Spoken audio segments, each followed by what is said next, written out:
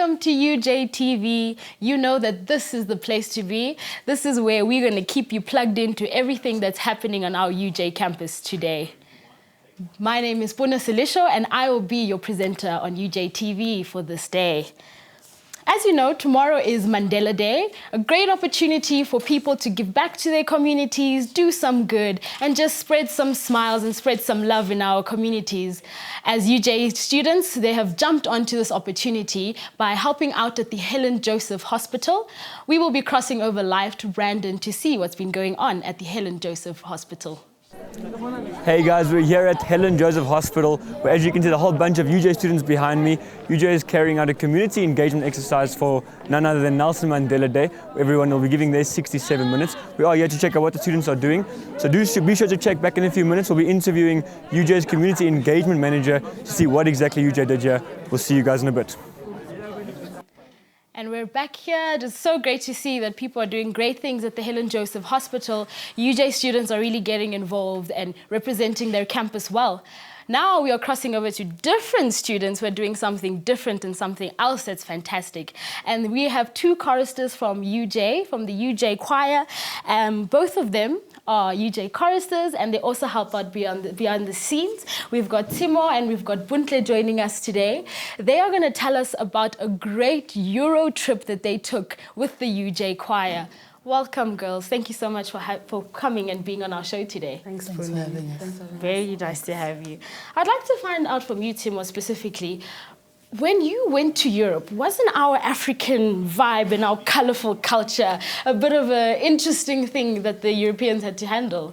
I honestly think they had a culture shock, the shock of their lives, because believe it or not, in 2015, you still have people that are shocked to see people from Africa, you know. So that in itself, beyond what we do on stage, was a shock to the Europeans.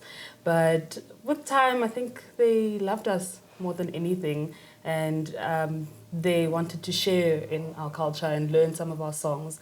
So as shocking as it might have been for them, I think it might have been enriching as well. Nice, nice. And from you, Buntle, I see that you guys went to Berlin, you were in Poland and Slovakia where you had your big competition. Yes. Which was your favorite area and where did you love performing the most? I actually enjoyed performing in Poland, in Poznan, actually, because of the stage, one of the dances. So that was actually a great experience. It was, I don't know, I just like how they just accepted us and the way they really enjoyed they just enjoyed everything about us. We didn't feel judged or anything. It was just amazing. And you mentioned dances. How do you guys incorporate the dancing into the choir, the choir segment of it? So we have our Western side and our African side, like to our music. And then we have auditions, like the choristers audition to be dancers and then dancers are chosen. And then in our African music, like we have a choreographer, his name is Mandela. He comes up with all the moves and stuff and he teaches us and we go with the flow and just have fun, basically. That's how we I love that there's African flavor in it because as Africans, we like to move, we like to dance all the time. And you guys won in 2 categories when you went to Slovakia, am I right? Yes. So Timo, tell me, what is the difference? You had a Western category and a folk category. How do you distinguish the two? Okay. What we refer to as the Western branch of our music is usually music that is heavily influenced by European classical music. So sometimes it's music that is composed by South African or African composers, but it's largely influenced by Western classical culture. And the African music is basically what we sing at home and what we enjoy dancing to and everything. It's usually songs that any second person on the street would know, but obviously given a more professional flavor because we have a conductor that arranges for us. So the difference is maybe the influence, where the music comes from. So yeah, Western is more European flavor and African, well, is self-explanatory. Oh, nice, nice. So good flavors of home again. So bringing home to the world. Yes. We're actually going to have a clip to actually see what you guys have done. I'm quite excited to see that. So I hope you guys enjoy the clip.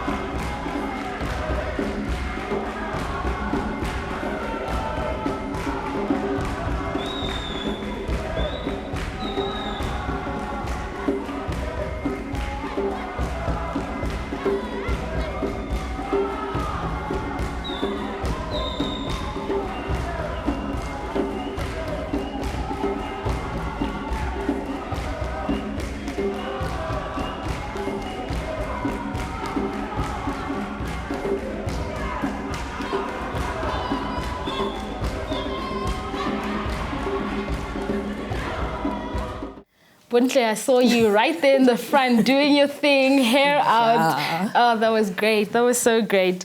Now, Buntle, I'd also like you to tell me, what does this do for UJ, or what does it do for South African choristers being able to perform on such a huge platform all around the world? It's actually it's such a privilege, because I don't know, when I left, for instance, when I left high school and I came to UJ, I didn't think I'd have this type of opportunity. I just thought that, okay, I'm going to go there and then I'm going to study and then that's all. And luckily, you know, someone just came up to me and one of my friends was like, auditions, and then now you get to perform overseas, Europe. And I had never been on a plane before this, and all of that, like, it's just really, I really think anyone who can sing should actually come and try out. And I have no words, actually, because it's just so amazing. Yes, it's really just a privilege, and that's just how I can put it. So it's a great opportunity for people to not just study, as you say, but a lot of social things. You meet people, you get new experiences out of it. Yes, and you become a better person too. You know, you learn to accommodate people in your life and understand how other people live, and it's a lot of growth.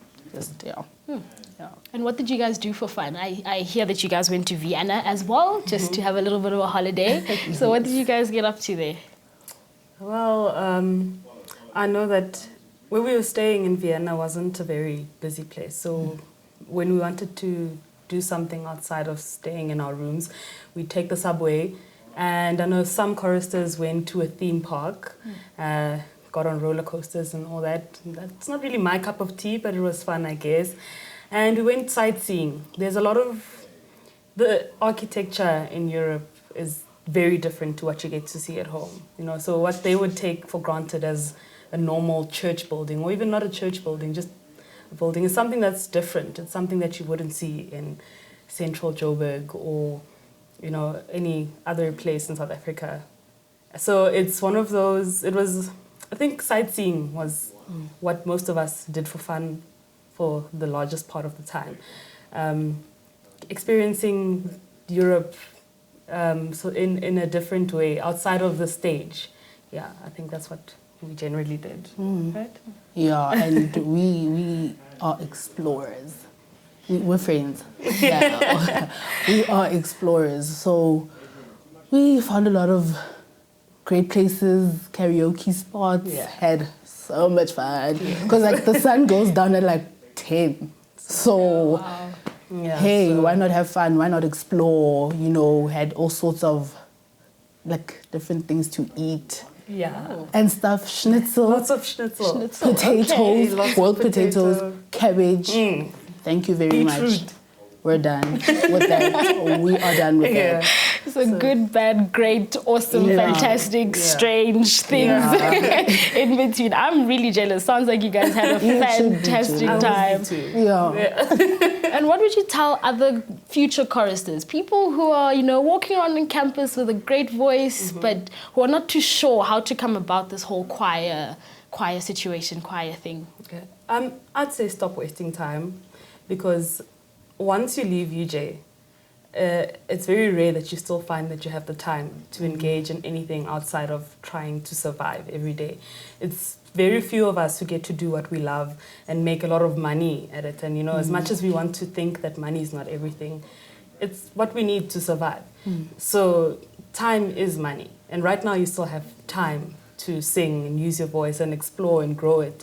So if you're sitting with your voice, sitting on it, perhaps this is the time to just, stand up and try do something with it. You never know where it could take you. Yes. Nice. And you, Buntle, one-liner to future choristers out there. I think they should why not do it now?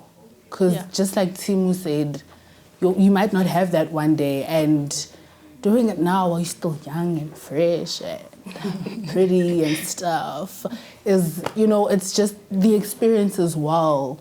It just makes you a better person and a much happier person. Being in choir is the best thing ever.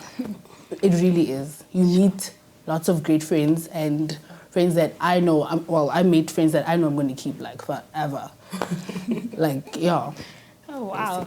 So to those of you who know you can sing, who know you love to perform, you've heard it from our ladies, you need to just get on it today. Thank you, Timo. Thank you, Buntle. Thank you so much for being on our show today and for sharing what your experience was with us. Thank you, Puno. Thank you very much. Speaking about remarkable things done by our UJ students, we are going to take a look at our engineering students who are on their African solo drive, and we are going to check in on what they did on day 2.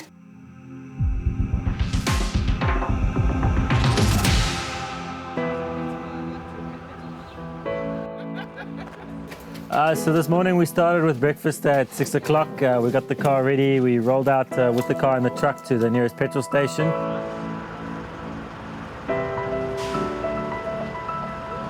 Basically what they're doing right now, yesterday they fixed the battery box which wasn't working, so the battery box is back in, and then after that they'll put in the steering wheel. Then after the steering wheel we just align the wheels of the car just to make sure they're straight, and then put everything back on, and then we are good to go. Finally we got the car on the road properly. The suspension, everything held up very nicely. We started out quite slow just to sort of check things out, and I was actually driving, so it was quite an experience as well. We found that driving slow was actually quite difficult, so we actually increased speed. We got to about 80 k's an hour and we just stuck there, and the car just drove like a dream. The roads were perfect, there was no crosswinds. It was a really fantastic drive. We did about 80 k's. Then things got interesting. Then we sort of met some of the communities involved in the project. Well, we pulled into Groblershoop. We pulled the car out of the truck so we could just drive in there. And as we pulled in, I got very nervous all of a sudden because there was a couple of thousand school kids in front of us. I thought, oh dear. They showed up, surrounded the car. They all got very excited about what was going on. We had the mayor there talking to us, doing a presentation and talking about the type of projects that they're doing. It's a great excitement today here. People are experiencing this solar motor electric car. So people were so excited, more even the children of this location. We had big solar plants here around the area, and where we situated, we're in the middle of the solar corridor. So that's why it's a lot of excitement for us.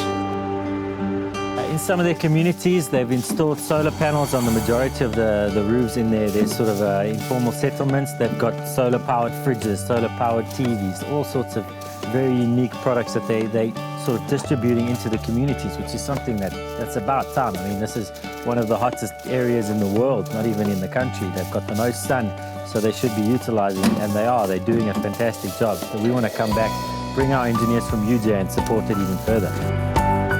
We drive this car around and many people think we're just driving it to test it and we're preparing for races, but really, since the word go, we found that there's so much more to this car than just a car. We go out and we show the school kids this car and they just go crazy. They suddenly just get so excited about it, and we just attach a message to it. They should be focusing on their science and maths in schools, and they can get involved in projects like this. We're heading into Namibia tomorrow, so that's going to be a first, the first solar car ever to cross Namibia's borders, so that's a very exciting thing for us, and the media are jumping on it as well. The team is feeling the hype. It's a very exciting time for our country to actually be involved in this. As you say, Namibia is excited, Botswana is waiting for us. There's a lot to come.